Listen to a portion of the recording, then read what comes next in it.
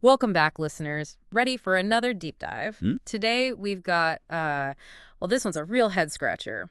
True crime, mystery, a little bit of, well, faith mixed in.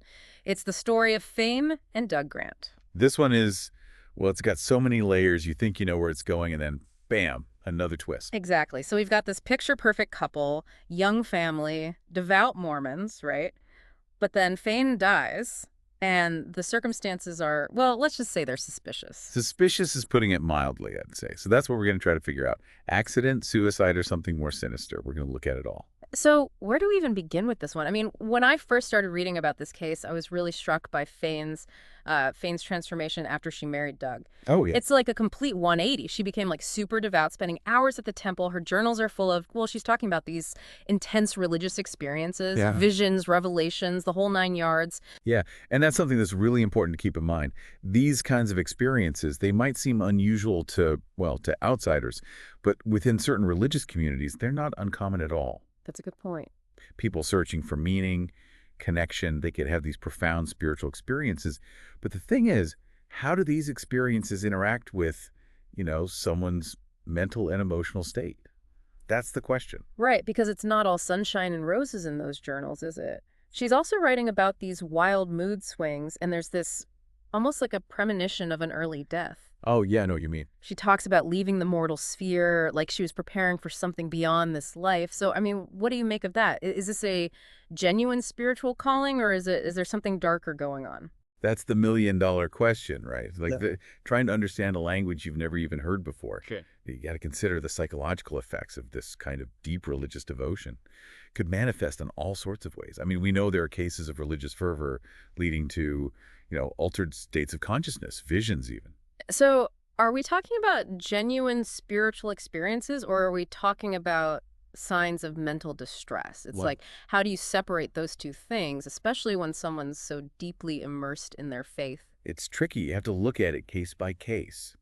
Look at their beliefs, but also how their behavior is changing. In Fan's case, it's like her religious devotion went up, but so did her anxiety, paranoia even. So was her faith a comfort? Or was it maybe even unintentionally adding to her troubles? See, that's what I keep coming back to. That's the question. And this is all before we even get to the incident at Bryce Canyon. Oh yeah, Bryce Canyon. Family trip, beautiful scenery, and then suddenly, boom, Fan falls 60 feet. Doug says it was an accident, but some people think, well, they think maybe it was a suicide attempt.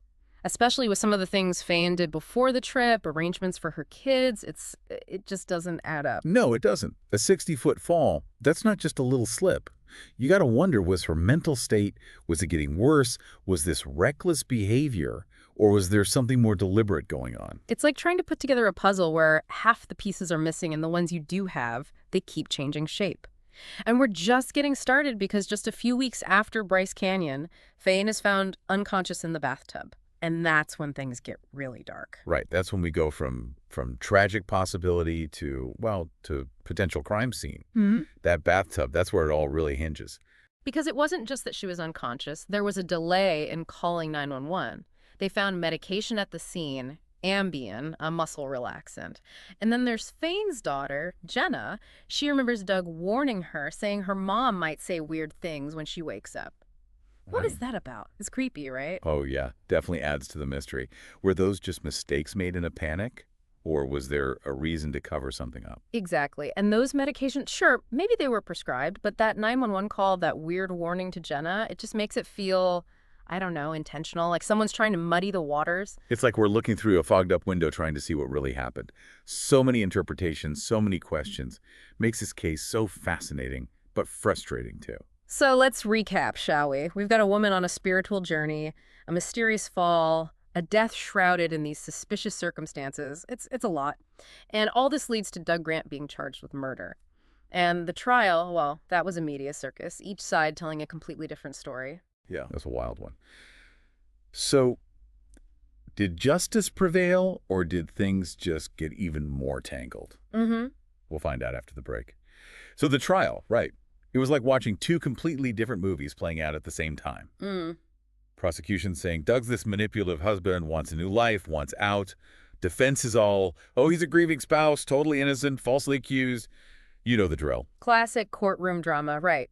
And the prosecution's big argument was that Doug, he basically planned the whole thing, orchestrated Fane's death. Right. And they were trying to say that he had a reason to want her gone. You know, the classic love triangle thing. They Yeah. kept bringing up this other woman. The other woman, yeah, that was a whole thing, wasn't it? Yeah. But did they ever actually prove there was an affair? Or was it just like speculation? Well, they tried. Right. They pulled out phone records, emails, trying to show that Doug was, talking to this woman while he was still with Fain. But of course, the defense, they just said it was all, completely platonic, just friends. Oh, come on. Just friends. It's always just friends. Sounds like the prosecution was grasping at straws a little bit. Like they knew they needed a motive, but couldn't quite find anything solid. Yeah, you got to have more than just a maybe motive to convince a jury. Yeah. They needed to connect Doug to Fane's death directly. And that's where things get even trickier. Remember, we're talking about the bathtub, right? Yeah, she was found unconscious in the bathtub. Right. So the prosecution, their theory was that Doug drowned her. But, well, the physical evidence wasn't exactly clear-cut. What do you mean? Was there no sign of a struggle or anything? I mean, you'd think there would be some kind of forensic evidence, right? Fingerprints, DNA, something. There was some back and forth about how Fane's body was positioned in the tub, the water level, that sort of thing.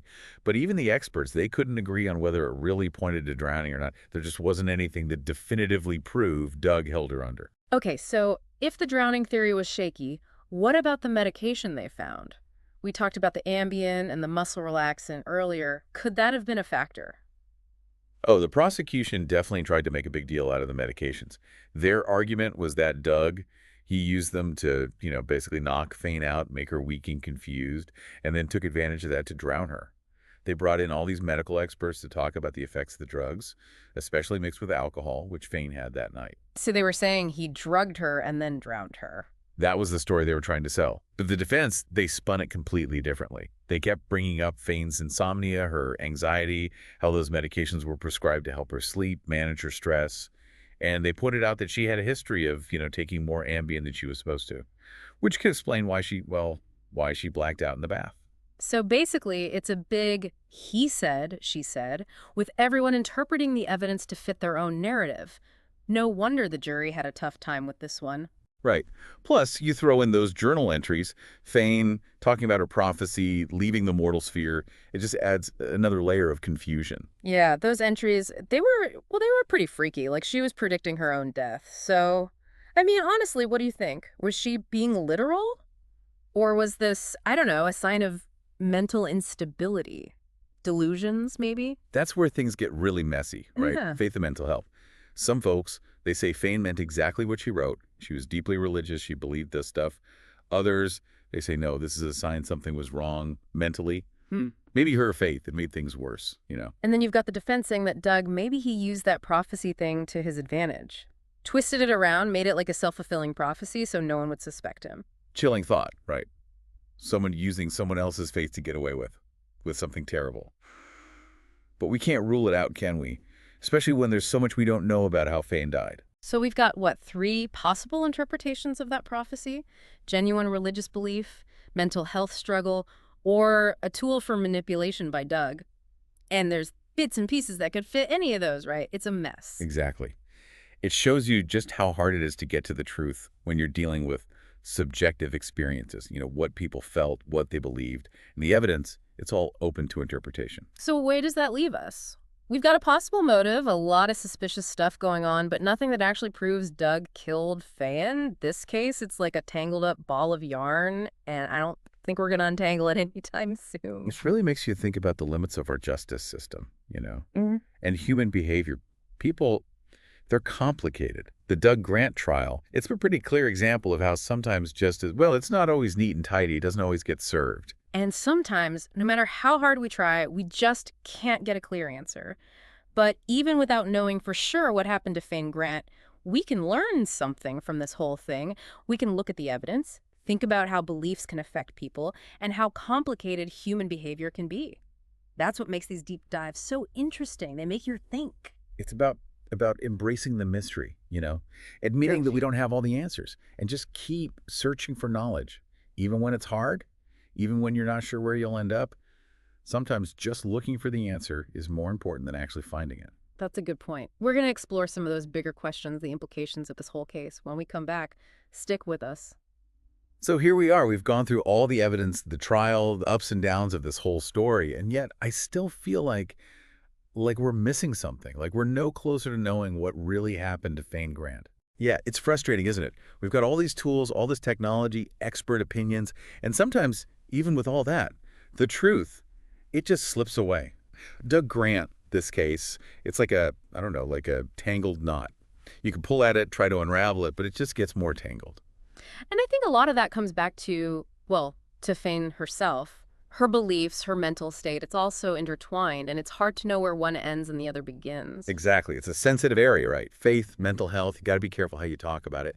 But this case, it really shows how important it is to have those conversations, Mm. to be aware, to recognize when someone might be struggling. It's tough, though, right? You don't want to be dismissive. You don't want to say, oh, someone's spiritual experiences are just, delusions or whatever.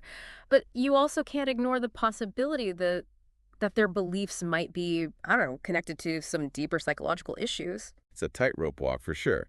You got to respect individual beliefs, but also recognize when those beliefs might be masking a need for help.